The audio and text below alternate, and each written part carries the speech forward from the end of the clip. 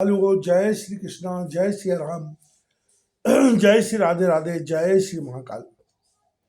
इस प्रवचन में आपको श्रवण कराएंगे भगवान श्री कृष्ण के अभिषेक की कथा। सुखदेव जी कहते हैं, परीक्षित, जब भगवान श्री कृष्ण ने गिरिराज गोवर्धन को धारण करके मूसलधार वर्षा से ब्रज को बचा लिया, तब उनके पास गौलोक से कामधेनु बधाई देने के लिए और स्वर्ग से देवराज इंद्र अपने अपराध को क्षमा करने के लिए आए। भगवान का तिरस्कार करने के कारण इंद्र बहुत ही लज्जित थे, इसलिए उन्होंने एकांत स्थान में भगवान के पास जाकर अपने सूर्य समान तेजस्वी मुकुट से उनके चरणों का स्पर्श किया। परम तेजस्वी भगवान श्री कृष्ण का प्रभाव देख सुनकर इंद्र का यह घमंड जाता रहा कि मैं तीनों लोकों का स्वामी हूँ। अब उन्होंने हाथ जोड़कर उनकी स्तुति की। इंद्र ने कहा, भगवान, आपका स्वरूप परम शांत, ज्ञानमय, रजोगुण तथा तमोगुण से रहित एवं विशुद्ध अप्राकृतिक सत्वमय है। यह गुणों के प्रभाव रूप से प्रतीत होने वाला प्रपंच केवल मायामय है, क्योंकि आपका स्वरूप न जानने के कारण ही आप में इसकी प्रतीति होती है। जब आपका संबंध अज्ञान और उसके कारण प्रतीत होने वाले देहादि से है ही नहीं, फिर उन देह आदि की प्राप्ति के कारण तथा उन्हीं से होने वाले लोभ, क्रोध आदि दोष तो आप में हो ही कैसे सकते हैं। प्रभु, इन दोषों का होना तो अज्ञान का लक्षण है।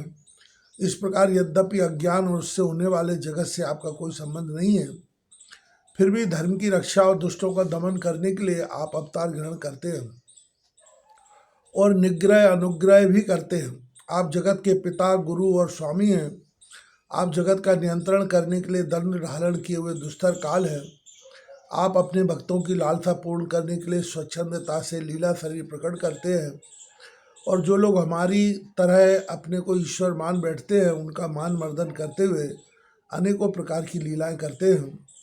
प्रभु, जो मेरे जैसे अज्ञानी और अपने को जगत का ईश्वर मानने वाले हैं, वे जब देखते हैं कि बड़े बड़े भय के अवसरों पर भी आप निर्भय रहते हैं, तब वे अपना घमंड छोड़ देते हैं और गर्व रहित होकर संत पुरुषों के द्वारा सेवित भक्ति मार्ग का आश्रय लेकर आपका भजन करते हैं। प्रभु, आपकी एक एक चेष्टा दुष्टों के लिए दंड विधान है। प्रभु, मैंने ऐश्वर्य के मन से चूर होकर आपका अपराध किया है, क्योंकि मैं आपकी शक्ति और प्रभाव के संबंध में बिल्कुल अनजान था।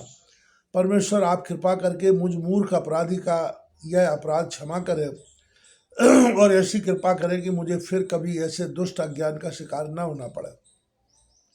स्वयं प्रकाश इंद्रियातीत परमात्मन आपका यह अवतार इसलिए हुआ है कि जो असुर सेनापति केवल अपना पेट पालने में ही लग रहे हैं और पृथ्वी के लिए बड़े भारी भार के कारण बन रहे हैं, उनका वध करके उन्हें मोक्ष दिया जाए।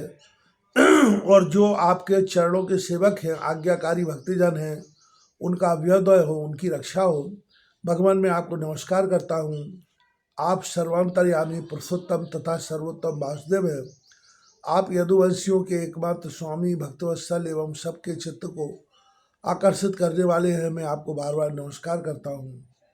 आपने जीवों के समान कर्मवश होकर नहीं, स्वतंत्रता से अपने भक्तों की तथा अपनी इच्छा के अनुसार शरीर स्वीकार किया है। आपका यह शरीर भी विशुद्ध विज्ञान स्वरूप है। आप सब कुछ हैं, सबके कारण हैं और सबकी आत्मा हैं। मैं आपको बार बार नमस्कार करता हूँ। भगवान, मेरे अभिमान का अंत नहीं है और मेरा क्रोध भी बहुत ही तीव्र मेरे बस के बाहर है।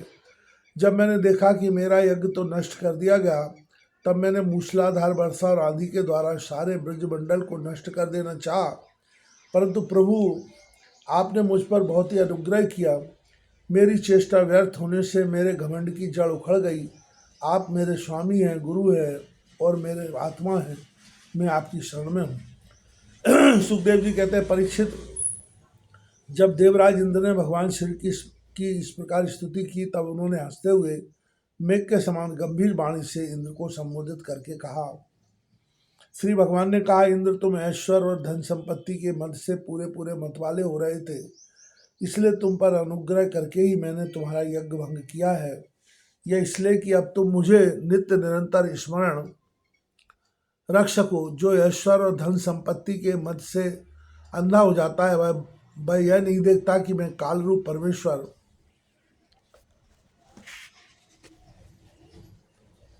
हाथ में दंड लेकर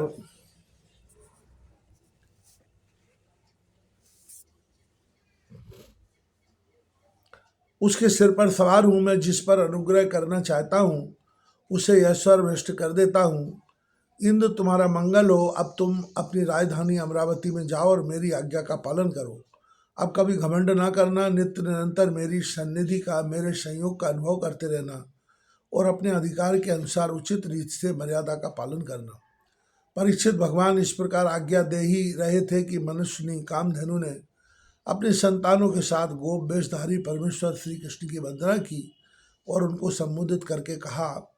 कामधेनु ने कहा, सच्चिदानंद स्वरूप श्री कृष्ण, आप महायोगी योगेश्वर हैं। आप स्वयं विश्व के परम कारण हैं, अच्युत हैं, संपूर्ण विश्व के स्वामी। आपको अपने रक्षक के रूप में प्राप्त कर हम सनात हो गई। आप जगत के स्वामी हैं, परंतु हमारे तो परम पूजनीय आराध्य देवी है। प्रभु इंद्र त्रिलोकी के इंद्र हुआ करे, परंतु हमारे इंद्र तो आप ही है। अतः आप ही गौ, विप्र, देवता और साधु जनों की रक्षा के लिए हमारे इंद्र बन जाइए। हम गौएं ब्रह्मा जी की प्रेरणा से आपको अपना इंद्र मानकर अभिषेक करेंगे। विश्वात्मन, आपने पृथ्वी का भार उतारने के लिए ही अवतार धारण किया है।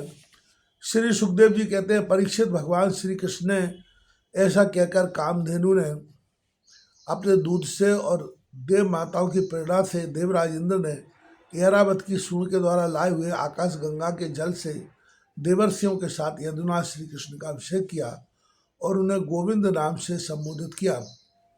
उस समय वहां नारद, तुम्बुरु आदि गंधर्व, विद्याधर, सिद्ध और चारण पहले से आ गए थे।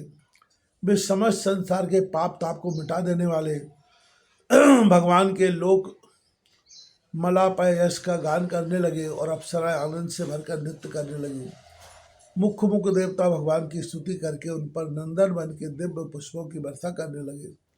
तीनों लोकों में परमानंद की बाढ़ आ गई और गौओं के स्तनों से आप ही आप इतना दूध गिरा कि पृथ्वी गीली हो गई। नदियों में विविध रसों की बाढ़ आ गई, वृक्षों से मधुधारा बहने लगी। बिना जोते हुए पृथ्वी में अनेकों प्रकार की औषधियाँ अन्न उत्पन्न पैदा हो गए। पर्वतों में छिपे हुए मणिमाणिक के स्वामी बाहर निकल आए।